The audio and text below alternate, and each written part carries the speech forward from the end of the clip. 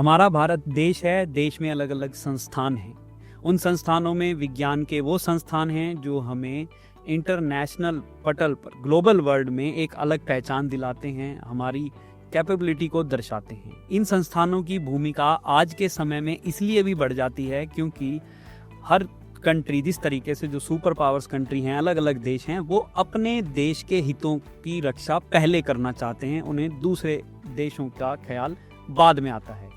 इस स्थिति में हमारे देश में जितनी हमारी विज्ञान और तकनीक ज़्यादा कैपेबल होगी, हम उसका जितना ज़्यादा इस्तेमाल कर पाएंगे, उसको जितना ज़्यादा बढ़ा पाएंगे, हमारा देश उतना ही विकसित, जिसको हम बोलते हैं विकसित भारत, उसकी तरफ बढ़ जाएगा।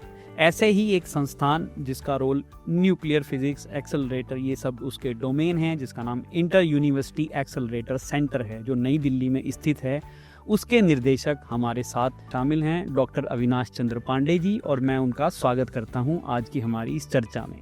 आप इंटर यूनिवर्सिटी एक्सेलरेटर सेंटर के डायरेक्टर हैं और इस डोमेन के लोग या हम लोग इस चीज़ को समझते हैं कि ये यात्रा कितनी लंबी होती है। जब आपने अपनी शुरुआत की होगी ग्रेजुएट, उसके बाद पोस्ट ग्रेजुएट और रिसर्च का, तो एक लंबा सफ़र आपका रहा है। तो मैं सबसे पहले आपसे उस सफ़र के बारे में जानना चाहता हूँ सर। मैं इलाहाबाद विश्वविद्यालय में जब भौतिकी का अध्ययन करने के लिए वहाँ के प्राचीन विजयनगरम हॉल होते हुए अपने विभाग में पहुंचा, तो उस समय जो वहाँ पर प्रयोगशालाएं थीं और उन प्रयोगशालाओं की स्थापना करने वाले जो महिषी थे, डॉक्टर मेघनाथ साहा से लेकर के जितने भी बड़े वैज्ञानिक थे, उनके बारे में जानने का अवसर प्राप्त हुआ। उनके जो क्रियाकलाप थे, जिसके द्वारा उन्होंने देश को आत्मनिर्भर बनाने के लिए जो प्रयास किए थे, उससे मुझे प्रेरणा मिली कि क्यों ना हम अपना जीवन इसमें इसी कार्य में लगाएं। और संस्थाएं निश्चित रूप से, जैसा आपने बताया, कि देश के निर्माण में, व्यक्ति के निर्माण में अपना अमूल्य योगदान देती हैं। इलाहाबाद विश्वविद्यालय एक प्रकार से उस दिशा में अपना महती योगदान देता रहा है, और जो भी कुछ हम हैं या जो भी कोई व्यक्ति बनता है, तो उसकी मातृ संस्था उसके निर्माण में भूमिका अदा करती है, जिसके हम लोग सभी लोग सदैव ऋणी रहते हैं जी। और पूरे जीवन भर उसको हम हर समय स्मरण करते हैं। आपको भी उस समय, हर समय उसका स्मरण आता है जब आप ग्लोबल जाते हैं और अपने एक तरीके से अपनी मातृ संस्था को रिप्रेजेंट करते हैं। अभी सर मैं आपसे जानना चाहता हूँ, अभी आप जिस संस्थान के निर्देशक हैं, जहां आप डायरेक्टर हैं IUAC दिल्ली के अंदर, उस संस्थान का भारत में जो विज्ञान का एक योगदान है, उस संस्थान का, वो पर्टिकुलरली उसके बारे में आप थोड़ा बता दीजिए। देखिए, दो मूलभूत प्रश्न भारतीय वाङ्मय में, विशेष करके हमारी दर्शन परंपरा में थे। पहला, सूक्ष्म जगत में शून्य क्या है, यानी कि बिल्डिंग ब्लॉक्स क्या है, कैसे कोई पदार्थ बनता है, और दूसरा स्थूल जगत में कि इस ब्रह्मांड का विस्तार क्या है, अर्थात अनंत क्या है।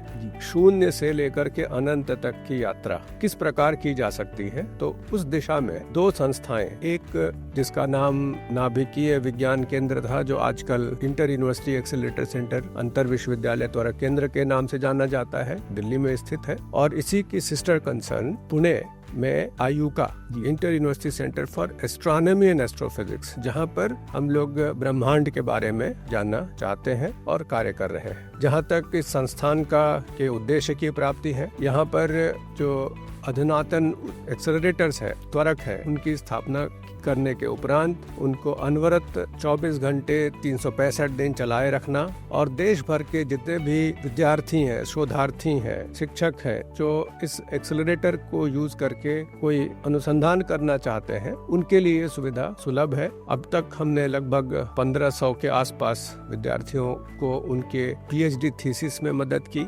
प्रारंभ में इसका नाम नाभिकीय विज्ञान केंद्र था, जैसा कि नाम से स्पष्ट है, यह नाभिकीय विज्ञान पर कार्यरत था। लेकिन एक्सेलरेटर एक वर्सटाइल फैसिलिटी है, जो न कि नाभिकीय विज्ञान बल्कि अपने दैनिक जीवन की विभिन्न क्षेत्रों में उसका बहुत महत्वपूर्ण योगदान है। कालांतर में हमने यहाँ पर atomic molecular physics, material science सहित अभी हाल में नेशनल जियोक्रोनोलॉजी की भी एक सेंटर की स्थापना की, जहाँ पर डेटिंग के द्वारा आयु निर्धारण का कार्य करते हैं। और अब इसका उपयोग ऐसा लगता है जैसे कि आने वाले दिनों में और भी महत्वपूर्ण होता जाएगा। जहाँ तक चिकित्सा विज्ञान में हेड्रॉन थेरेपी की बात है, भारत सरकार की तरफ से एक पहल भी है कि इस प्रकार की एक आधुनिक चिकित्सा व्यवस्था जहां पर कैंसर के ट्यूमर का इलाज हेड्रॉन यानी कि कार्बन के एनर्जेटिक आयंस के द्वारा किया जा सके के संदर्भ में क्षमता संवर्धन, कैपेसिटी बिल्डिंग देश में वैज्ञानिकों की किया जाना आवश्यक है। उस दिशा में भी हम लोग कार्य कर रहे हैं। जी सर,